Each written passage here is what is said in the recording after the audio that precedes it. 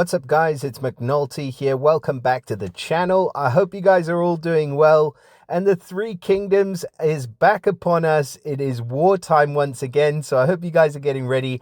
I have been assigned to the Wu Kingdom, and y'all know that Wu ain't nothing up with just saying, until Shu comes from behind and takes us all over once again.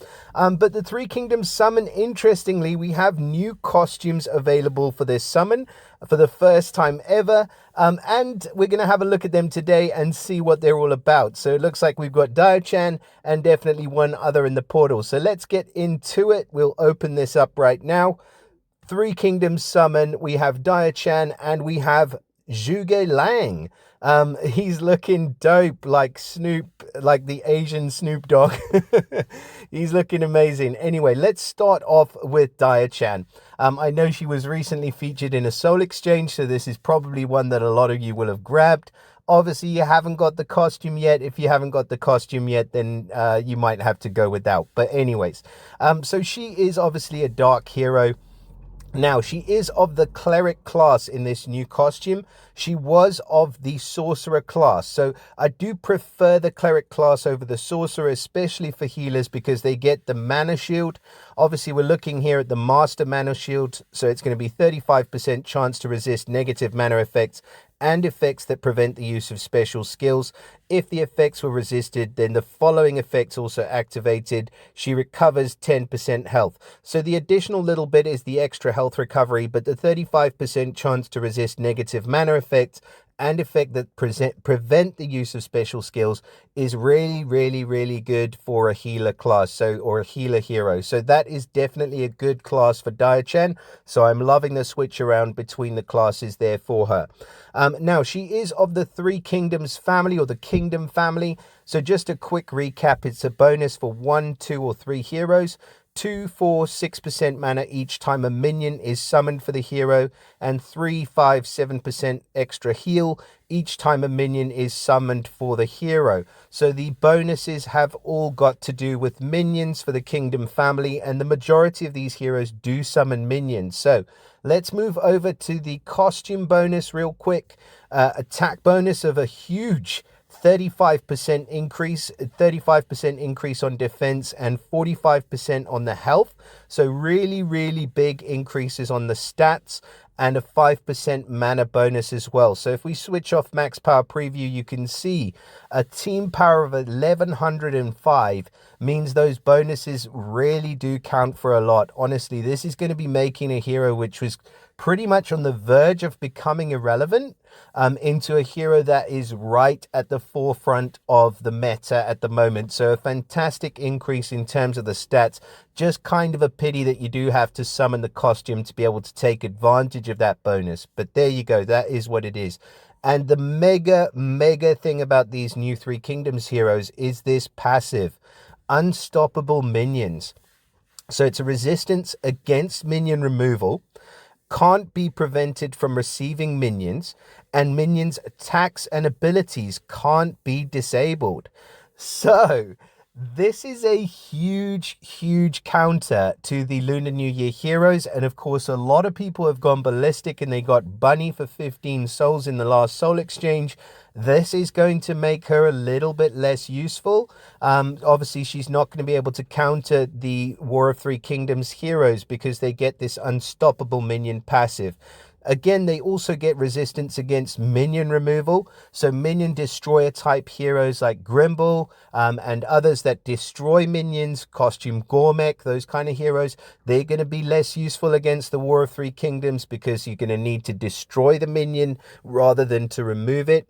And also, they can't be prevented from receiving minions. So counters like Beera, for example, she's working against them as well with this passive. So you're not going to be able to prevent her from getting minions with Beera or B-Guy or whoever else prevents heroes from receiving minions. So you guys are, I mean, these guys are definitely countering a lot of different heroes and making it a lot more relevant to where their minions are going to be a little bit more, well, unstoppable, as the name would suggest.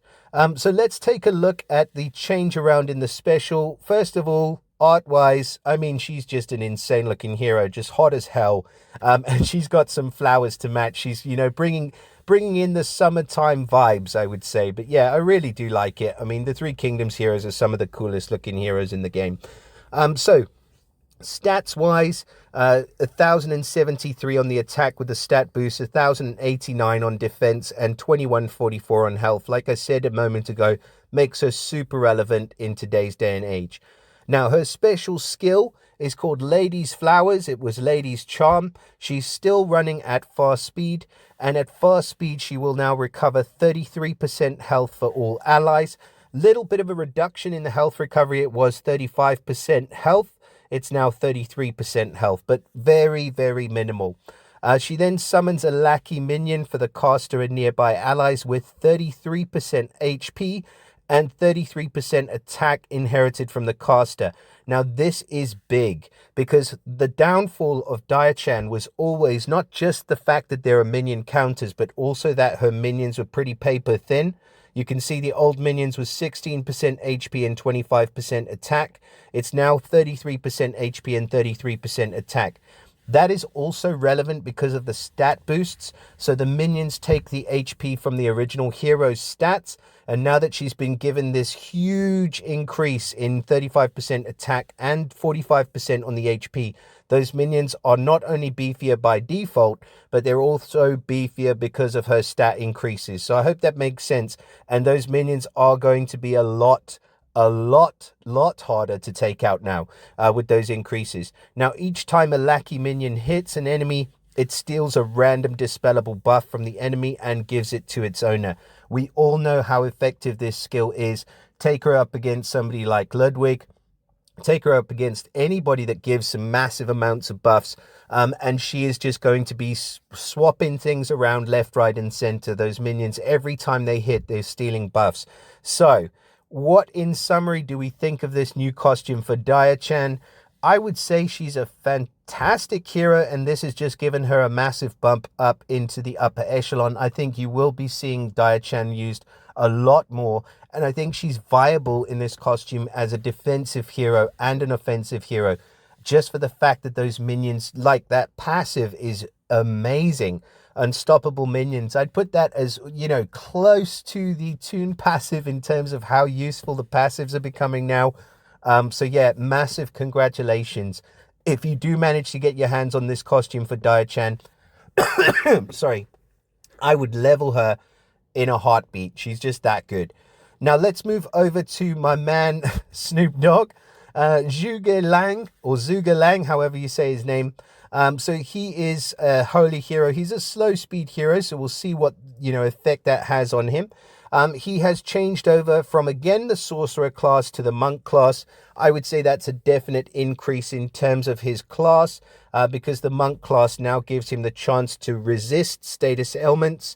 And if status ailments were resisted, then on the Master Withstand, he will cleanse the newest status ailment from this character. Now, it's not for the whole team. That would be super overpowered. But I do like the Master talent for the Monk class better than quite a lot of the other ones, because I think it's really, really useful. He gets the same family bonus for the Kingdom family, so we won't go over that again. He gets the same costume bonuses, so we won't go over that again. And he gets the same unstoppable minion passive. Just to recap, resistance against minion removal can't be prevented from receiving minions, and minions' attacks and abilities cannot be disabled. So he gets that same super passive as well.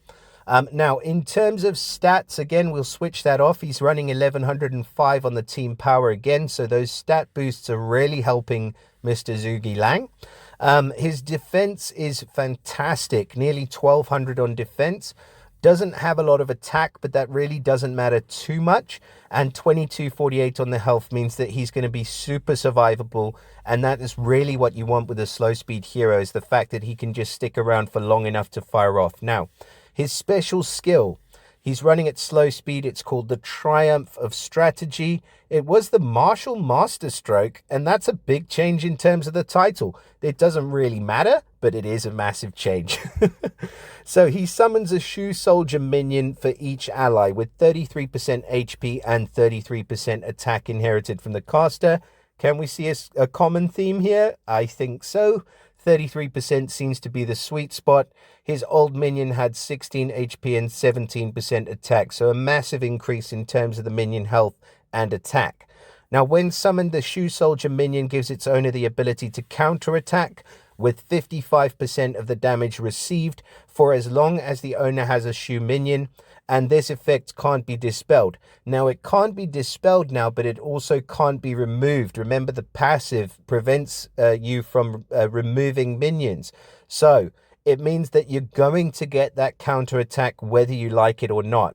Now, the counterattack has been reduced, but only by 5%, so it really doesn't make that big of a difference. But you could destroy the minions before and you can't now. So that is a big difference. Now, he summons a Shoe Gorilla Fiend for all enemies, and the Fiend damages the enemies with 70% attack every turn. The Shoe Gorilla Fiend absorbs healing and disappears when it's absorbed 55% of its target's health. I think that's higher. Yeah, 50% versus 55%. The attack slightly lower, it was 75, now it's 70. But the main purpose of this Fiend is that it just drains you. Trying to get rid of the Fiend is horrible.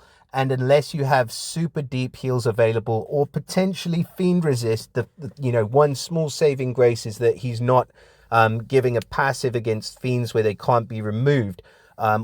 Or resisted. I would recommend taking somebody like that up against this hero.